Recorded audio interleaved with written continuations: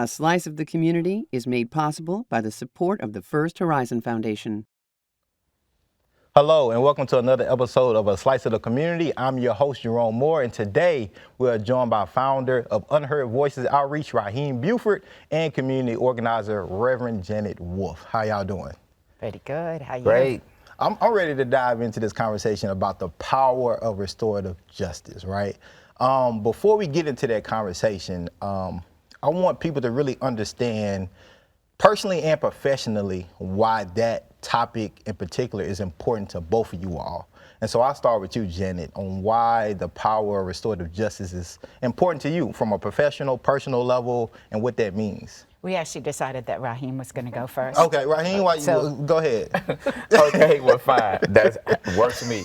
So from a personal level, I was introduced to restorative justice while I was in prison back in 2002.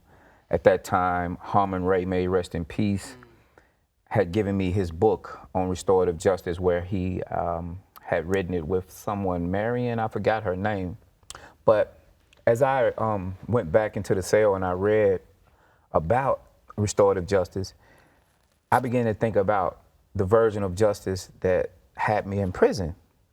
And so I said, if this were the way for this country, people who cause harm would understand that it's not because they're bad people, but because things happen in people's lives and they do bad things, but that's not who they are. But even more, then healing will be a part of that process. So from a personal perspective, one of the reasons why there continues to be so many problems socially is because we're not healing from the harms that are caused in the community. But from a professional perspective, I don't think much about it in that context because I don't see myself as a professional.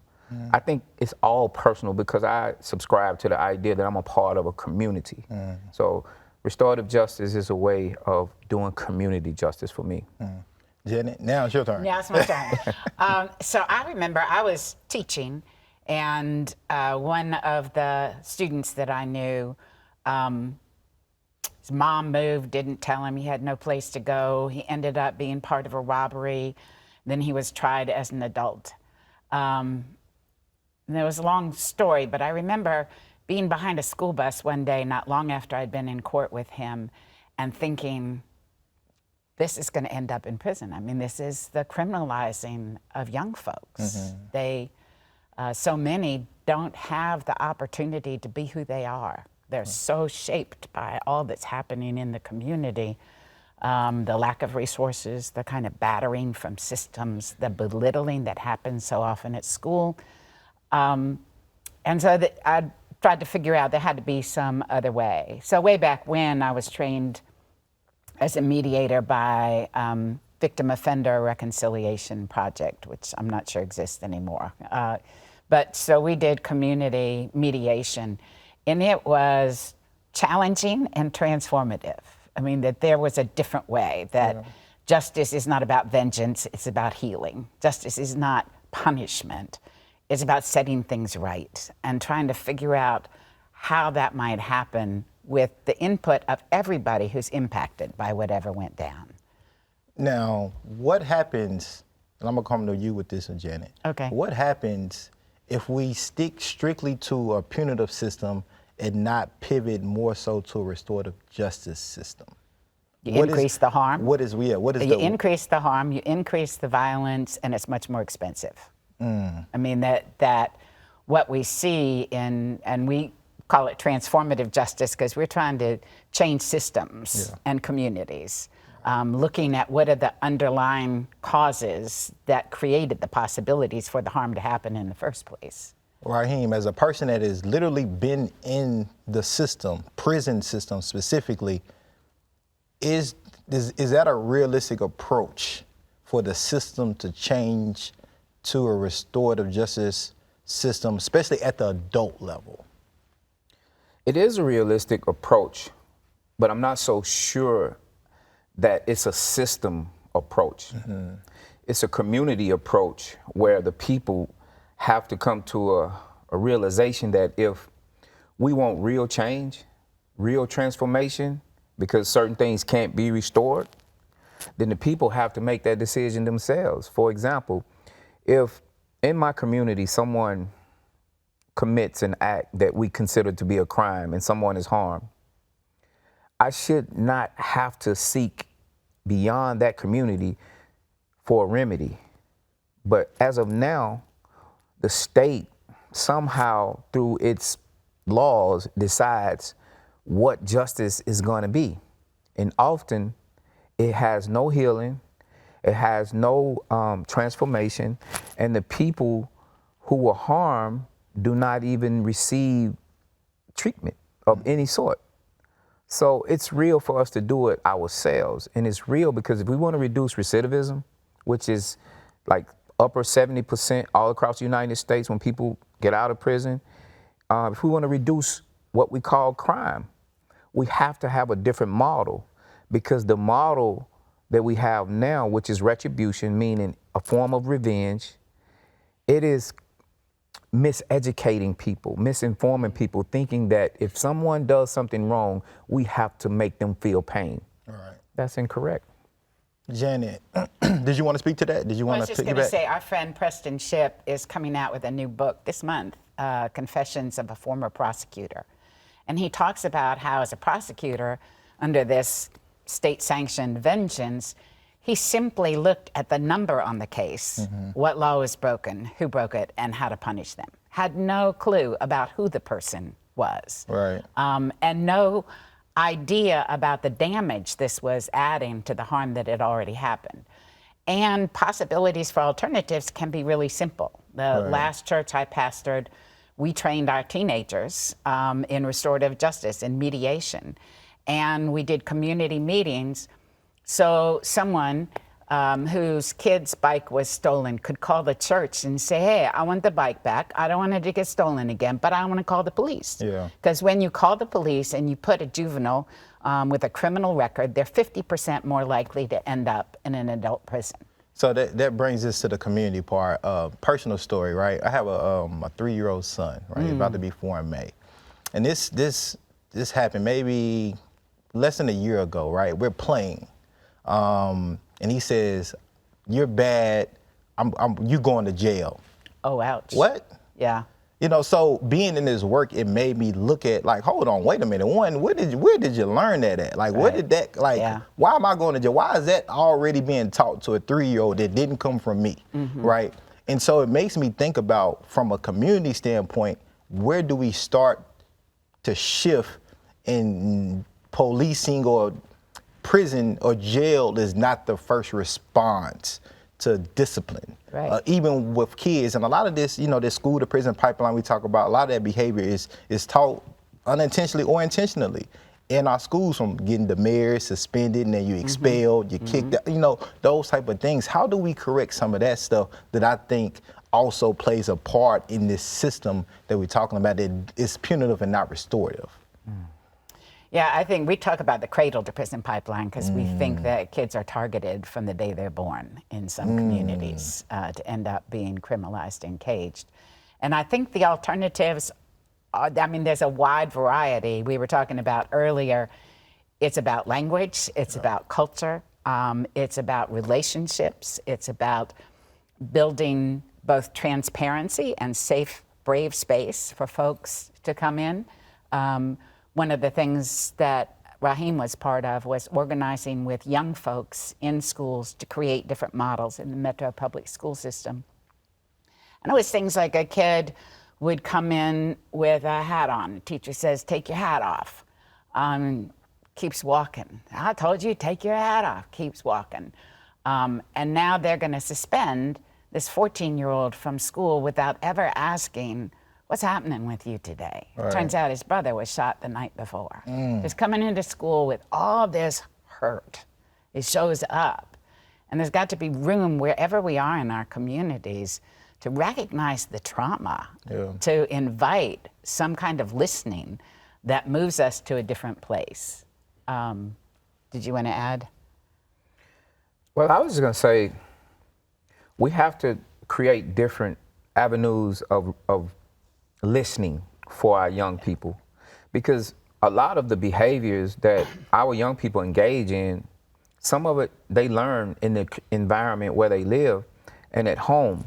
But for example, we were just talking about how we have to start doing circles and having conversation, listening to see what the kids have to say. There's so much going on inside that we never really take the time out to listen, even to the parents who are so frustrated. We were talking about poverty earlier and how that overwhelms people so much to the point to where they never really get a chance to like internally breathe, right?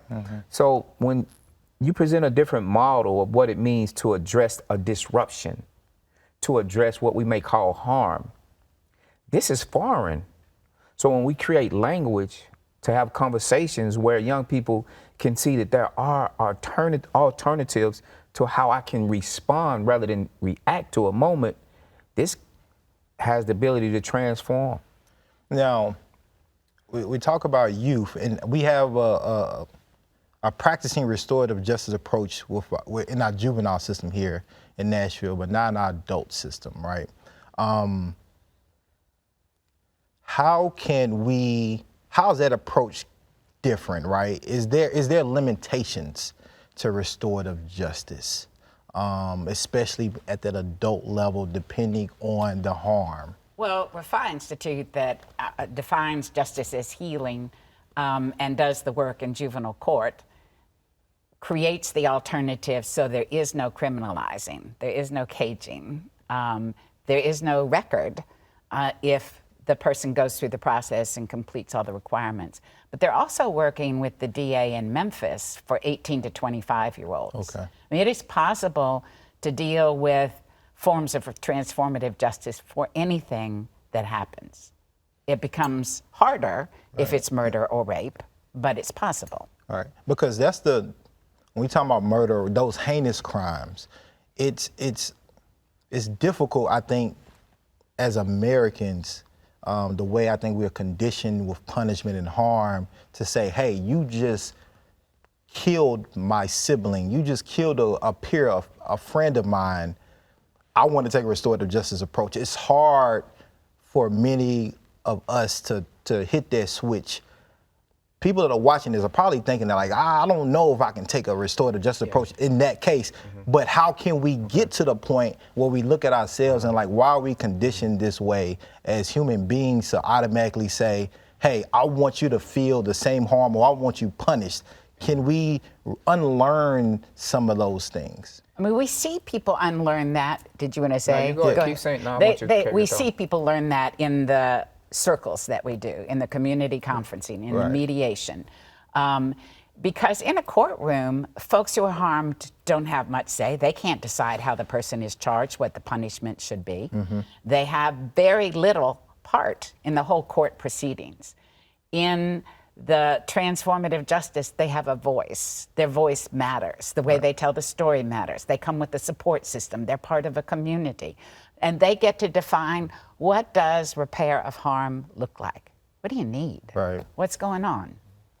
Two examples. One, Rafia Muhammad, whose son was murdered. And almost like the instance after it had happened, she faced to face with the person who had taken her son's life. And at some point, she came to the conclusion that I'm not going to give another child to the criminal legal system and not even know what the fate of this child will be. But what she did do is, like, there has to be some accountability. They contacted Clemmy Greenlee, and they asked, would she be someone that they would be a part of this process, right? And this young man has been given a different justice than myself. I was given a life in 20-year sentence, right? Another example, my sister was murdered in the year 2000. And that was a very tough time because prior to that, I didn't even know what it felt like to have such a disruption.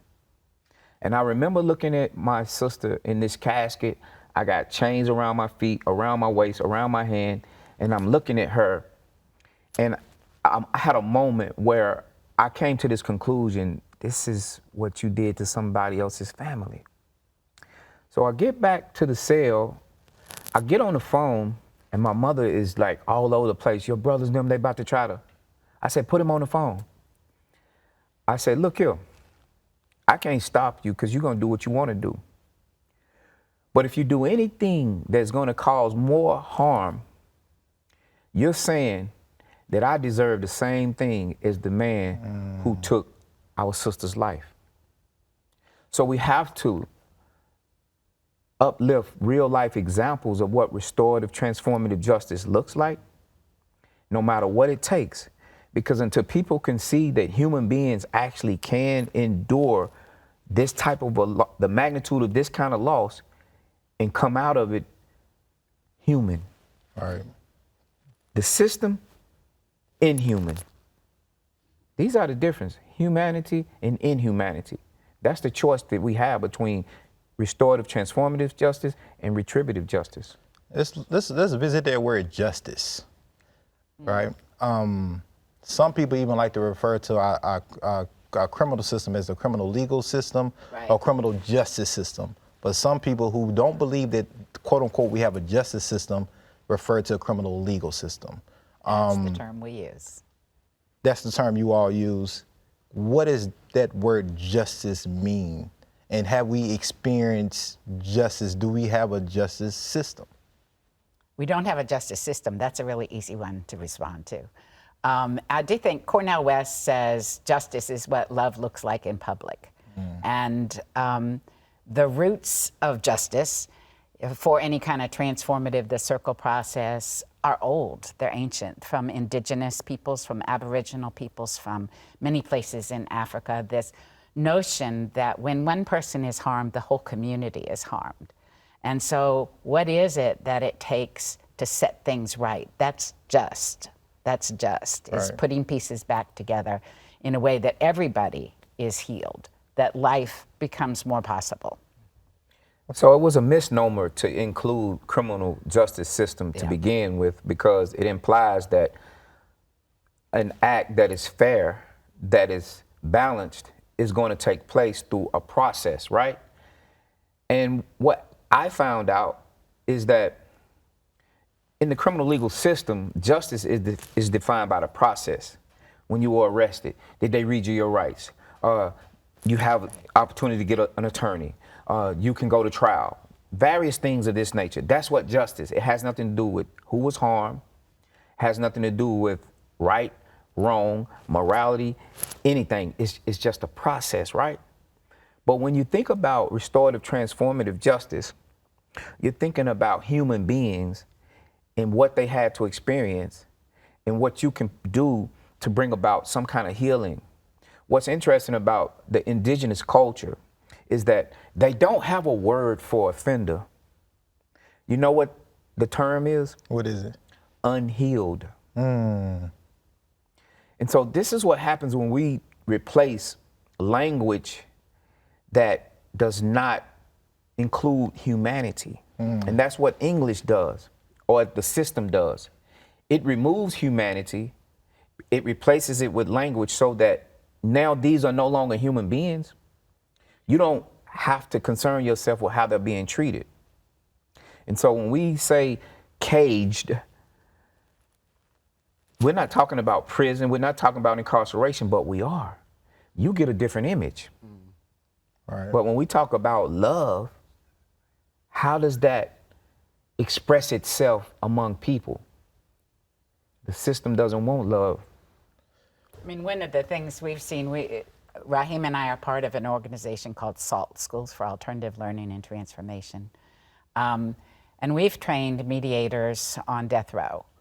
And it changed the culture, right? Because if people begin to believe that community is possible in defiance of this belly of the beast and the systems that are pushing to separate and criminalize, if we believe that's possible, then people begin to invest and they listen differently. They hear what's underneath people's words. they begin to value what other folks are trying to search for in creating a safe place for themselves. Why is it crucial and important for those who have been a part of the system when they return home to participate in that restorative justice approach? Rahim, you're a great example of that. But for those who may have been in the system, encaged, that are watching and listening to this, why is it important for them to also now participate and build community power for those that are currently encaged or in prison today? Yeah. So there's a lot of ways that I can answer it, but the most simplest way is that people can be redeemed. Transformation can happen. And when people like myself are released, the accountability factor is not like we got so much in time. No, it's that I feel as a human that I did such a bad thing that I'm gonna prove it to myself that I can be reconnect to this community and be a positive force in this community, and that all those people that you still have caged, they have the same potential as myself. I'm not better than them. But for the way that we arbitrarily continue to make these laws, the life sentence that I paroled, you have 2,700 people with a different kind of life sentence that will die in prison if we do not change that life sentence back to a 25-year possibility. It doesn't mean that they'll be released. So me being out here is saying that if he can change, they can change too. We just have to remove that fear, which is false evidence appearing real. And the system has a monopoly on that. And I think there's another part of it, which is the people who struggle the most are the people who have the solutions to what's gone wrong. Break that down. Well, so I've been going into prison since 1975, and I still get it wrong. And anybody who's been cased will tell you that, because that's not my experience. And so if we want to know what healing looks like, particularly for folks who have been part of this violent system, we need to listen to the folks for whom that's a firsthand experience. Right. Philadelphia is a restorative, part of this Restorative City initiative. And part of my work has been starting think tanks inside prisons. The folks I knew in Pennsylvania, Graterford Prison, 20 years ago are restorative, transformative justice facilitators in the streets of Philadelphia. And the goal is in every neighborhood to have a facilitator who can create alternatives, visible alternatives to calling the police, to locking somebody up. I think that wraps back around like to what role can community members play? Because 98% of the people that are encaged return back home, right? But a lot of times we understand that that's barriers to the workforce development, that's barriers to housing, that's barriers to being able to just be a contributing community member. And a lot of that has to do with the current community members not wanting to help heal or be a part in the healing process. So there's community members watching this, right, that may feel like, hey, there's some crimes that people are not redeemable, right? Even if they come back home. How can we shift that mindset around community? How can they participate in making sure Rahim, when he's released, hey, Rahim, I know you're struggling with this, but let me be a part of that healing for you, because I know you're having a hard time getting a job. I know you're having a hard time finding housing. I know you're just having a hard time connecting with people because there's this label on you now. Even though you've quote unquote paid your debt to society, I'm still not going to, that debt is really never fully paid. Yeah, and you can't force people in America to behave or think one way or another. But I'm thinking about faith in this context, particularly from the Christian perspective and the beloved community. When you can open your heart up to someone who is considered to be a sinner, someone who has committed wrong, and see yourself in that person, then maybe you can change it a little bit. Because see, we have to understand that a lot of society, majority of society is harmed too. It's hurting, it's dealing with trauma. And so a lot of the times it's the mirror effect. It's really not their humanity that's addressing or responding. It's their unhealed feelings So we got to create facility, have conversations, sit face to face. This is what restorative transformative justice can do in these conference circles, and we are actually listening to one another. I need to hear your pain, and I need to keep my mouth shut. Right. You see, and then see what happens. Janet, 30 seconds closes out. Oh, I don't know about 30 seconds. I think that the question is, what does healing look like? We can see that things are broken, that damage is being done, that violence is escalating. So the question is, what does healing look like? I would really encourage everyone to go sit in court watch, just see what's happening in the criminal legal system.